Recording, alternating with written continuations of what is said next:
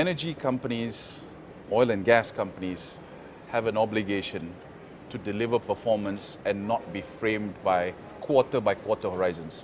Right.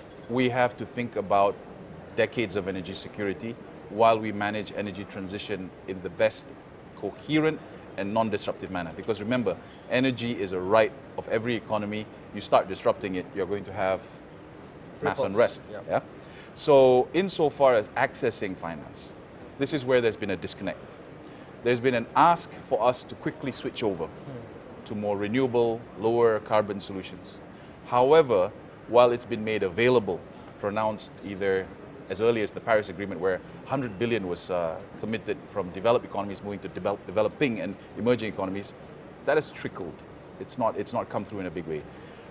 In COP26, as I recall, there was an announcement, an alliance was formed, GFANZ, where 130 trillion of assets under management was supposed to be addressing this. Yep.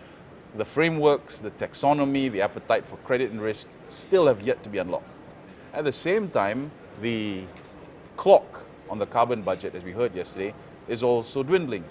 So there is a choice to be made here. We need to make real, meaningful investments, and they need to be directed to the economies that most deserve them. And I would contend that's Asia and Africa, where emerging economies are clamoring for their right to pursue economic development, but compelled to address the challenge of moving to a renewable energy system using a lens that's developed by developed economies. So there is a disconnect because right here in Asia, affordability is key. Yeah. Energy security is key. I think you've heard about the phrase energy trilemma. And for many families in Asia, in Africa for that matter, what happens at the next meal time is far more important than what happens to a generation 2 decades hence. Yep.